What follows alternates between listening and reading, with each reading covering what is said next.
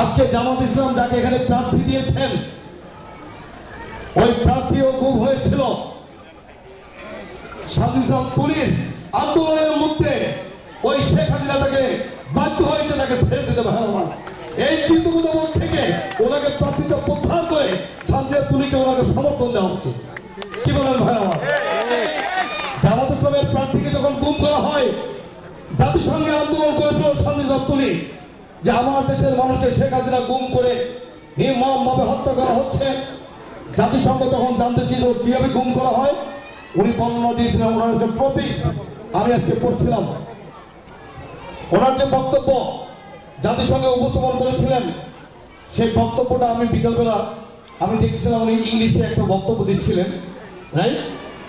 চমৎকার ভাবে উনি যে স্পেন করেছিলেন যে কিভাবে গুম হয়, কিভাবে আপনার স্বাধীন ইসলাম সুমনকে গুম করে কিভাবে নির্মমভাবে হত্যা করা হয়েছিল।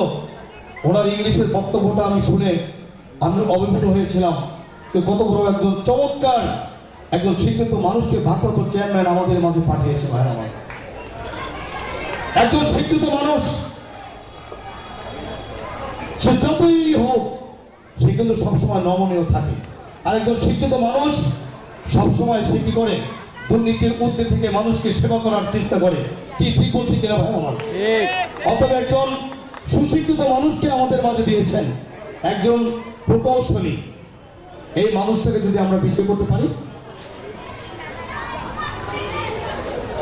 বাংলা কলেজের ছাত্র দলের সংগ্রামী সভাপতি সাধারণ সম্পাদক আসো সামনে আসো ভাই। আজকে একটা সুন্দর অনুষ্ঠান বাংলা কলেজে ওরা নবীনবরণ করেছে ওদেরকে আমরা ধন্যবাদ অভিনন্দন জানাচ্ছি। মোখলেসুর রহমান এবং হাফিজুর রহমান আমাদের সিনিয়র দুই ভাই ওদেরকে বসার জন্য আমি বক্তৃতা অনুরোধ করছি। অতএব বক্তব্য কলমার ভিত্তি না করে শুধু বলতে চাই ভাই আমার আগামী জাতীয় সংসদ নির্বাচন সেই নির্বাচনে আমাদের অনেকের দায়িত্ব আছে। আমরা নির্বাচন কেন্দ্রে যাব এবং এই 17টি বছর আমরা ভোট দিতে পারিনি।